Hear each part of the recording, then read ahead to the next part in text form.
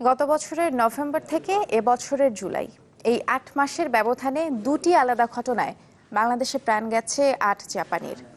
আর এসব ঘটনায় একদিকে যেমন প্রভাব ফেলে দুটি দেশের সম্পর্কে, তেমনি এতে ক্ষতিগ্রস্ত হয় সাধারণ মানুষও।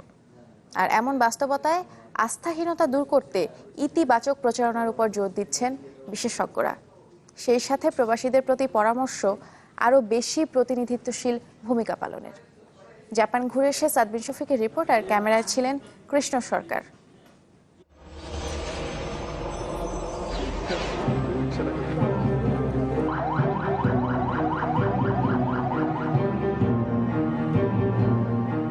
রংপুরের হোশিওকনি থেকে শুরু করে গুলশান অ্যাটাক, প্রাণ গেছে ৮ জাপানির।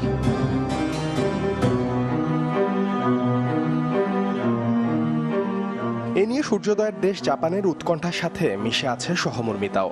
দেশটির পক্ষ থেকে আর্থিক আর বাণিজ্যিক সব ধরনের সহযোগিতার আশ্বাস মিললেও ছন্দে ফেরেনি সম্পর্কের আগের সুর। তাই তো ২০ বছর জাপানে থেকেও চাকরি করে বেকারের খাতায় নাম লেখাতে হয়েছে বাংলাদেশের ফখরুল ইসলামকে।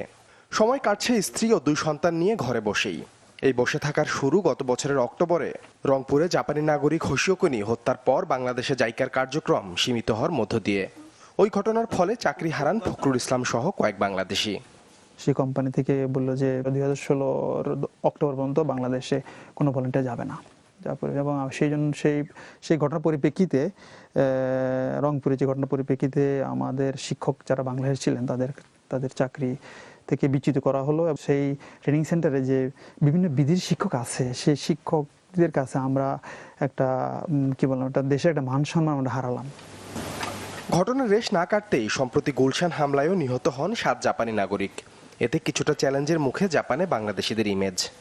বাংলাদেশ সরকার বিভিন্ন কার্যকলাপ গ্রহণ করেছে। আমরাও এখানে ইন্টারনেটের মাধ্যমে পত্রিকাতে পড়েছি এবং আমরাও আশা করছি যে অবশ্যই সেটা একটা পর্যায়ে, একটা ভালো পর্যায়ে যাবে। কিন্তু ইমেজে যে ক্ষতি হলো সেটা হয়তো পূরণ হতে অনেক সময় লাগবে।